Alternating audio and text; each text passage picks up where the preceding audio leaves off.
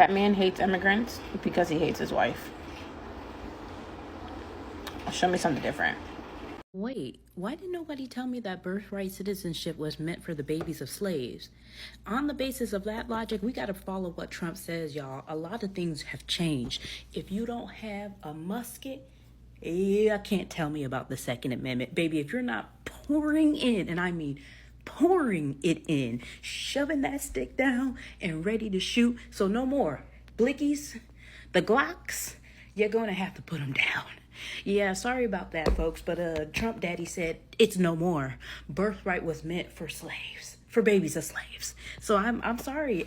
We really gotta start taking this stuff to heart now, because he knows so much about how this country was founded and everything.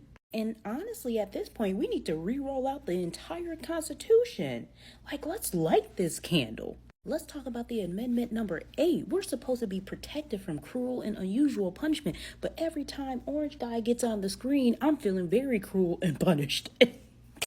If you were holding out hope that you thought the Supreme Court was going to be able to save us from a tyrannical dictator, unfortunately, they just handed him the keys to the castle. And it's not a surprise that they waited until the last possible day to release the results of these court cases, because this is the last day that the Supreme Court's going to be in session before they go on summer break, aka go hide. So let's get into a couple of decisions that we already know about. Planned Parenthood cannot challenge South Carolina's funding cuts, which means that's going to go across every single red state. They've also just cut federal courts off at the knees, with Justice Barrett saying federal courts do not exercise general oversight of the executive branch that resolve cases and controversies consistent with the authority Congress has given them. Also stating that when a court concludes that the executive branch has acted unlawfully, the answer is not for the court to exceed its power to. Pam Bondi has already taken to Twitter to celebrate this one. And in the dissenting opinion written by Justice Sotomayor about the birthright citizenship decision, she warned that no right is safe in the new legal regime the court creates. Further into the dissent, she also mentions the fact that this is essentially a domino thing, because first it's birthright citizenship, next it's going to be, seizing firearms. Currently, the only good news that seems to be coming out of the Supreme Court is that it upheld a task force that recommends preventative health care services that insurance must cover at no cost, therefore shutting down the latest challenge to the Affordable Care Act. I just saw a real sad sight, and it was a girl crying. I'm not sure if I'm assuming she's an immigrant. I'm not sure. But she was crying about the birthright citizenship thing, right? And I felt bad for her, but I didn't know what to say, because apparently someone in her family or some of her family must have voted this way. But here's the thing that her parents or her grandparents did not understand when they made that vote. Okay? When you do not protect Black America, you hurt yourself. When you do not protect Black America, you end up hurting the globe. And that's just a reality that people, when they come over here, they have to understand. When you do not protect Black America, you hurt yourself. This country never functioned without Black America. The good in this country came through by Black America. There's some things they don't teach you in history class. Okay? Democracy would not be what it was if it were not for Black America. So when you mistreat Black America, or when you think you harming Black America, or when you think you're doing something to Black America, trust and believe every single time you do it, you're going to hurt yourself. So until your grands or your grandparents or your parents understand that. One of the things that people are probably going to start talking about is Puerto Rico. So with the new SCOTUS decision, with limiting district courts' ability to sort of stay decisions for the entire country. The birthright citizenship aspect of that was not determined. But I believe that Trump will go after Puerto Ricans as one of the first group of people that will no longer have that right. And the U.S. territory, they have actually proposed joining Spain. I should say rejoining Spain. There are plenty of articles talking about this. Puerto Rico, an unincorporated territory of the U.S., has put forward a number of proposals to break away from the U.S. and realign with Spain. Here are some of the things that Puerto Ricans actually have: U.S. citizenship. They do not have the right to vote in presidential elections. Pause here to read about what they actually have as far as what they can do and where they can vote and all the things, military and all. So do you think that Donald Trump is going to single out Puerto Rico and revoke citizenship for Puerto Ricans, especially since he might notice that they have decided, some of them, that the proposal to rejoin Spain looks a little bit more attractive these days? Let me know your thoughts in the comments, and I will meet you there. What I'm about to say is going to rub a whole lot of people the wrong way, and at this point, I don't care. It is what it is. I don't care about immigrants. Americans react to the possibility of the end of birthright in America. Let's see what they have to say. All right, y'all. Another crazy day in the Supreme Court. So today, the Supreme Court handed down a decision in what's been called the Birthright Citizenship case. So Trump signed an executive order that is unconstitutional on its face that says that if you are born in the United States to someone who is undocumented or not a permanent resident, that you are not going to be considered a citizen. This is covered by the 14th Amendment, like explicitly in the 14th Amendment, it speaks to who is a citizen. So he signed this. There were several lawsuits. Courts, district courts, the lower courts, federal courts, in many places, put in place injunctions stopping this from moving forward across the nation. Nationwide injunctions to stop this, because citizenship actually should not be decided district by district, state by state. So the Supreme Court said the federal courts don't have that power. So the Supreme Court did not touch whether or not this thing was constitutional or not. The decision was about whether or not the courts could stop this as a national matter. And they said they don't. Justice Ketanji Brown Jackson and Sotomayor both were challenging the fact that this is unconstitutional in space and we should be like stopping this. And there has to be, courts have to be a check on the judiciary. So two things to remember. One is they are trying to stop who gets to decide who gets to be a citizen and who doesn't. And they're clear that they are trying to make sure that people who are born here, not everybody who is born here is going to be considered citizen. Two is they are trying to take away the power of the federal courts. And why is that? Because the Trump administration wants unchecked power. They want to be able to move things without the courts getting in the way, telling them that things are unconstitutional. So this is crazy because guess what? There's a national class action lawsuit that was filed. That is great. As a civil rights lawyer, I'm applauding ACLU and others who brought that litigation, because they are trying to protect everyone so that this isn't a patchwork of decisions. Two, that there are 28 states where there were no lawsuits that were brought.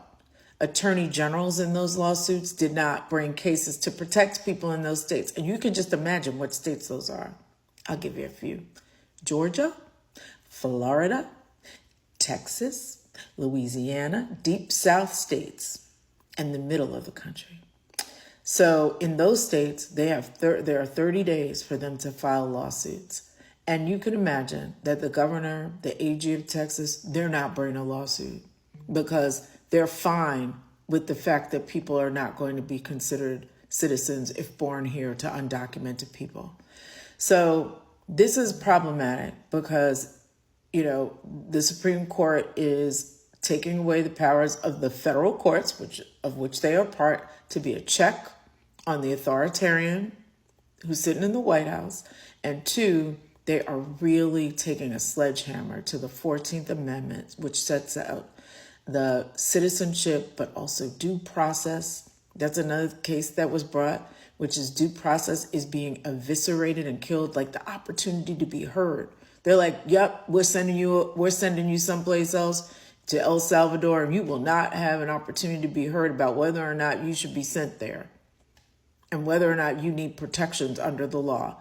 So this is the regime we're living with.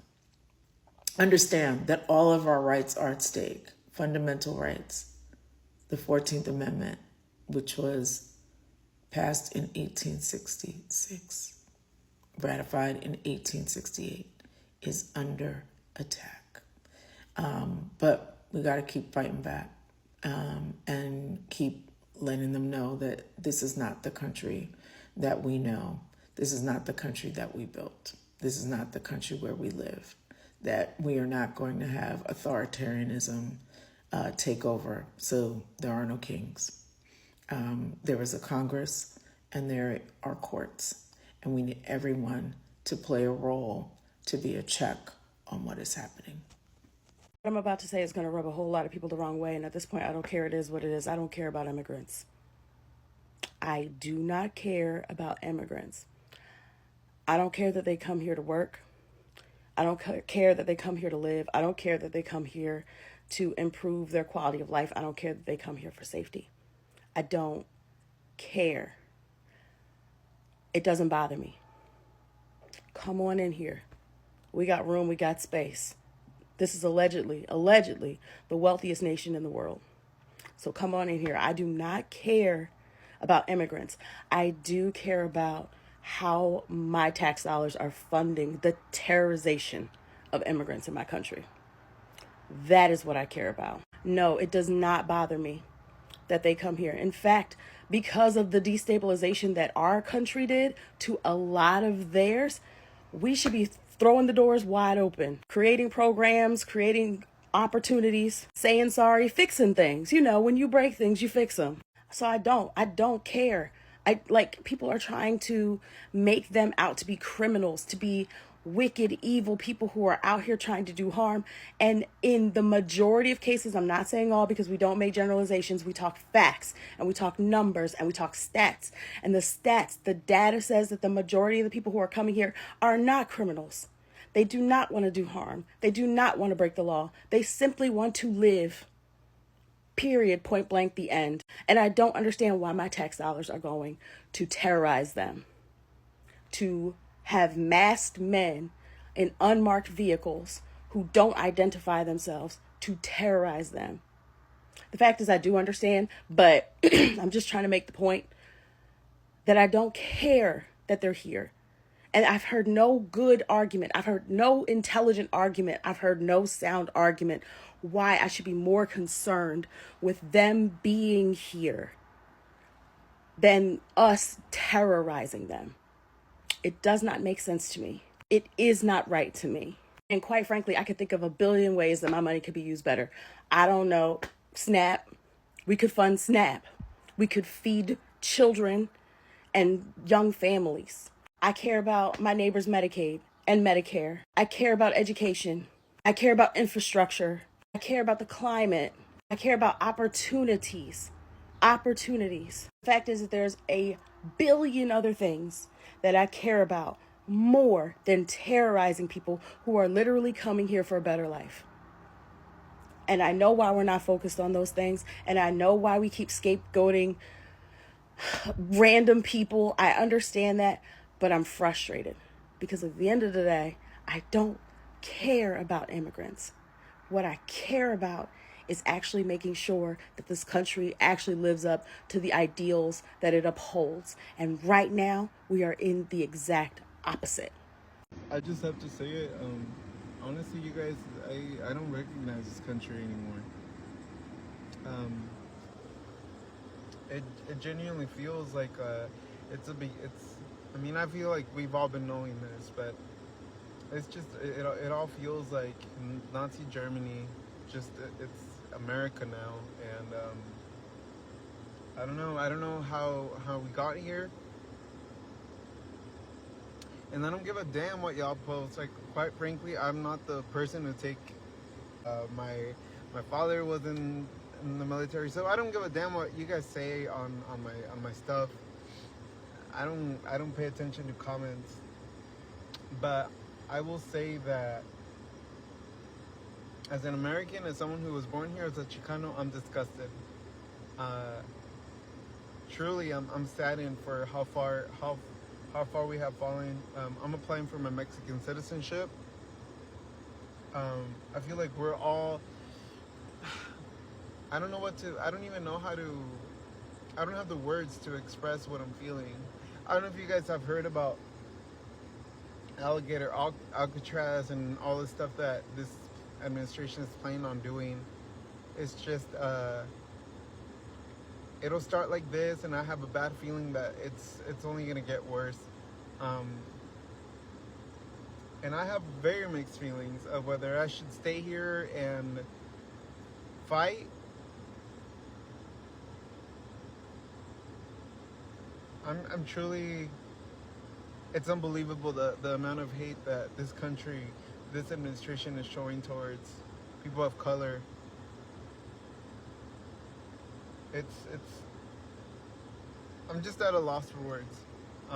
It's so simple. Everything just, if you compare everything that happened in Nazi Germany to like the U.S. and how all this is developing, from cutting funds to programs that help people with disabilities, cuts to Social Security, giving cuts to the rich,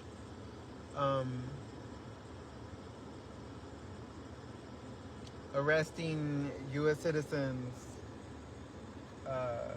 concentration camps. I mean, it's only those that know history and that have the open mind and understand what's going on, really understand what this is all about.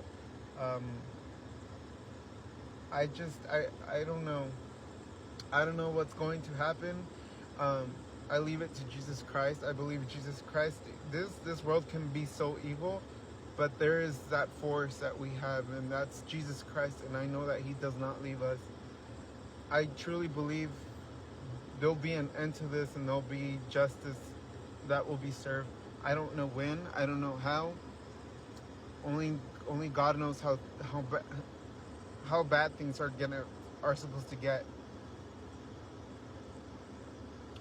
All I can say now is just, I want to fight for my country. I want to fight for my rights. But it feels like we've all stayed quiet for too long, and now it's consequently we're gonna start seeing the results of our silence, especially the Chicanos, the Mexican American artists, celebrities. It's bizarre. It's so bizarre. It's bizarre. There's just no other way to put it, honestly. And I can't find the words to really explain how I feel right now. This is absolutely terrifying. So the birthright citizenship stuff, okay? So most countries on the globe don't have just a strict birthright. You born here, then you're a citizen. They don't have that type of citizenship anyway. So, I mean, it's not anything new. But yeah, birthright citizenship is not the norm for the globe, okay? They either have certain requirements. One person must be a citizen, or it's all lineage based. There's certain requirements, or they just don't have it. Okay, I've spoken to a lot of people who come here, and a lot of them is online and offline. Okay, and to be honest, they say that they really don't come here because they want to be citizens. They come here just to make money. Okay. So that's what they come here to make money. I just got finished talking to somebody. I'll put it up. I just got finished talking to somebody online. They were like, "We just come here to make money. It's not really to actually be part of the American way. They just come here to make money, and that's it." And yeah, That's it. Like, I feel like because I already know most of the globe does not do it that way. So it's not like, and the world kept turning. The world keeps turning, you know. It didn't stop the party in most of the other countries around the globe. It's not going to stop the party here. And that's just the reality of it. So basically, and also, let me read the stipulations here. This is what Trump is talking about. Okay, so this is who he's going to exclude from birthright citizenship. The order primarily targeted children born to mothers who were either unlawfully present in the U.S. or present under temporary visas. That means that temporary visas are not going to secure you here in the United States of America. Any children born of you. So if you're here on a temporary visa, moms, and you're getting ready to have a baby, your baby will not be a United States citizen. If you're here unlawfully, your baby will not be a United States citizen. This is what Trump is trying to get to happen, okay? And whose fathers were not U.S. citizens. So he wants the fathers to be U.S. citizens or be lawful permanent residents here in the U.S. That is what Trump is getting ready to do, okay? Now, there are going to be people who do mind. I mean, a lot of people who voted for Trump felt like this would never happen. And a lot of those people are Cuban, and a lot of those people are from different countries, and they voted for Trump. Or some of their family members who could voted for Trump, and they weren't aware that this was going to happen. Well, this is happening. I mean, a lot of people just come here to make money. It's not about becoming an American citizen or a U.S. citizen. At least that's what they say across the board online. And when I tell you the government watches what you say online, this has been a whole thing on the internet for years now. On TikTok, especially TikTok. But the government watches what you say in the country where you reside. And a lot of people were online saying how, forget the U.S., forget the U.S. I don't want to be here anyway. I don't want to be here anyway. It sucks. I want to go back to my homeland. And so, and this was overall. I'm just here to make money. That's it. That's all I want. That's all I want. I just want to make money. So, I mean, I don't think, to be honest with you, I don't really think that people who migrate here care. I don't think they care. I mean, either they were saying that, either they were honestly saying that, or they were just blowing smoke. But I don't think they really care. I mean, because I'm sure that if we go back and download a lot of things, like I said, I just got finished talking to somebody online who was saying, I don't come over here to America for one thing. I don't care about anything else. So they're probably, when this goes into, if this ever goes into effect, this birthright citizenship thing, I'm assuming that when people come over, it's just going to be for the same thing, just for money.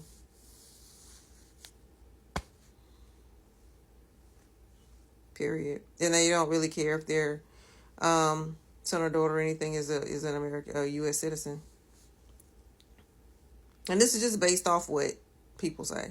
You know what I'm saying?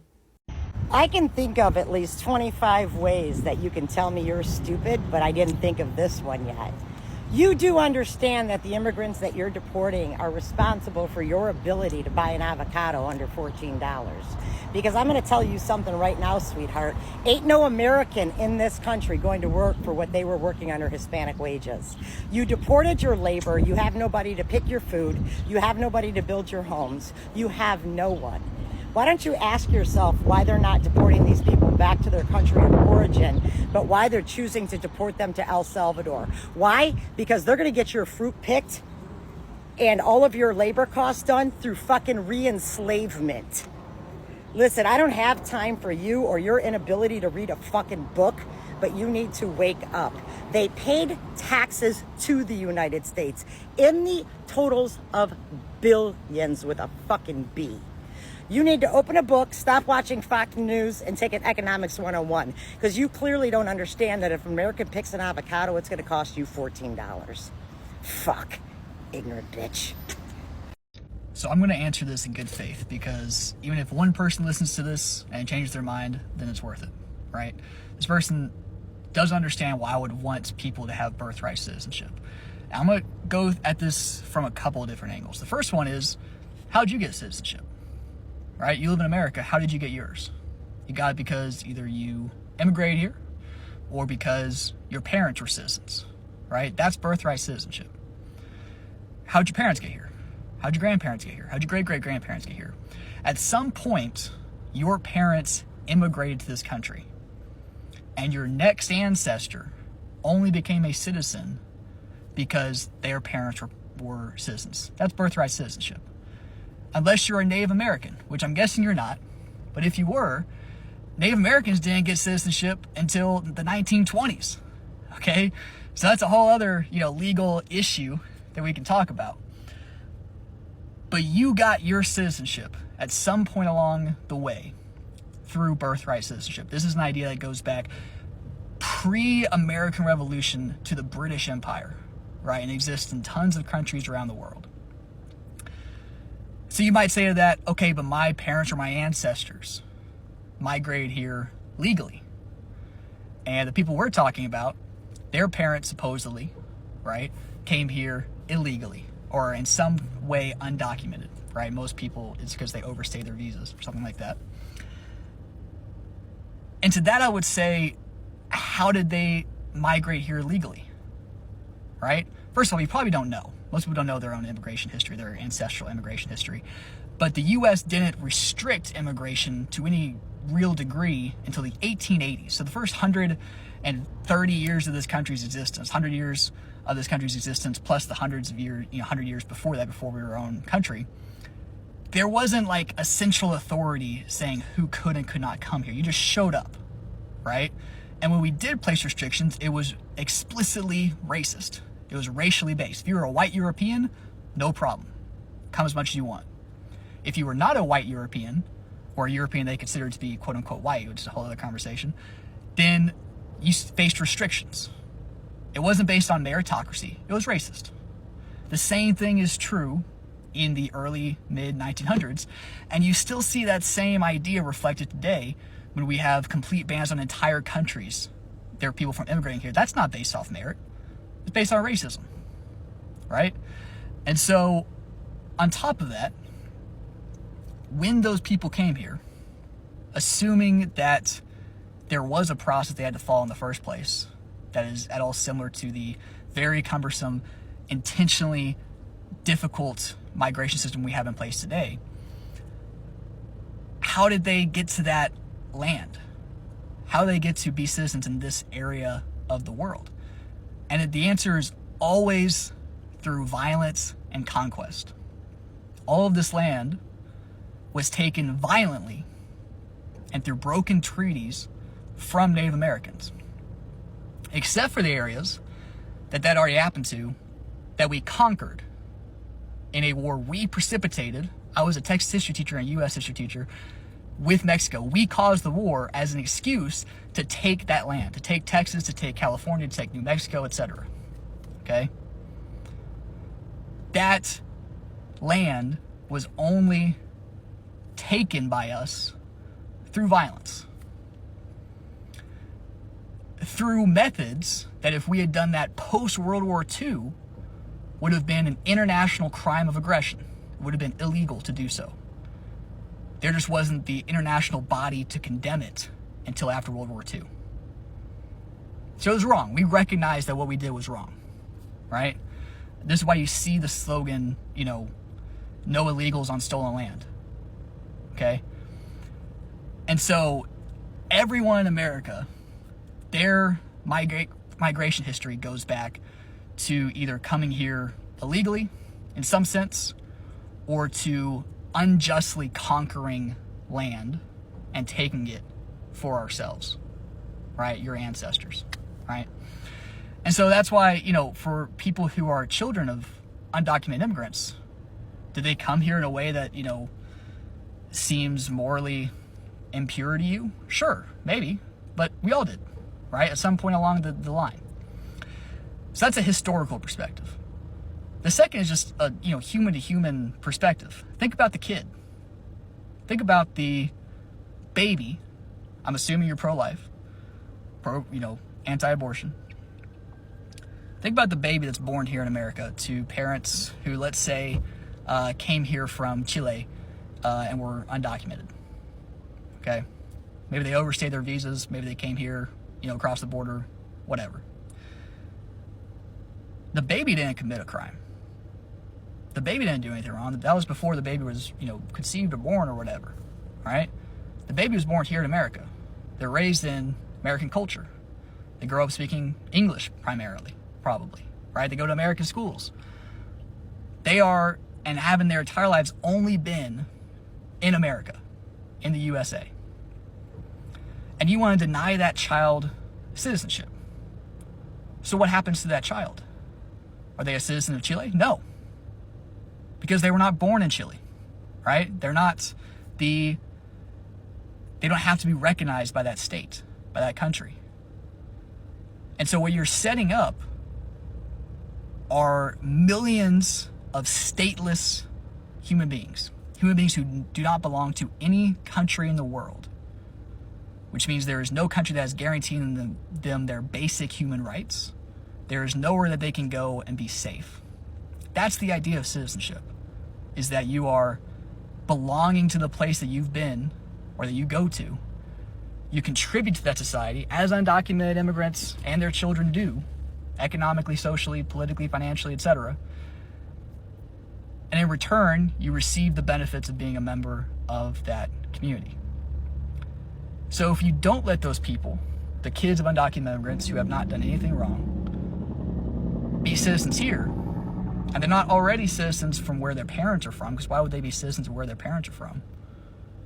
They're just stateless. They have nowhere to go, nowhere to live, nowhere to be safe their entire lives. And that's what you want for babies or kids, if you really think through the ramifications of the policy you're advocating for here. Okay? And the last thing I want to say, because I don't want to leave it unaddressed, is your claim that states only want the children of undocumented immigrants to be here because it breeds future democratic voters, which doesn't hold up to scrutiny. Right? First of all, only about 60% of people vote in presidential elections. 40% of people stay home. And even of that 60%, a lot of people are first-time voters or very erratic voters. Only about 30 to 40% of people are reliable voters, people who vote in every election, including off-year elections. So you're saying, and then undocumented immigrants, right, are not any more likely to vote than anybody else. So you're saying they're doing this policy hoping that in 18 years, when these kids grow up, the 20 to 30% of them who actually do vote, maybe they vote Democrat by like a 60-40 margin, that tiny little benefit? No, that's not how it works. It's not a significant number of people. And on top of that, immigrants, another thing is a lot of these immigrants don't necessarily want to vote Democratic, right? We saw Hispanics in the last couple elections actually move more conservative because they're coming from more culturally conservative countries. So that doesn't hold up to scrutiny.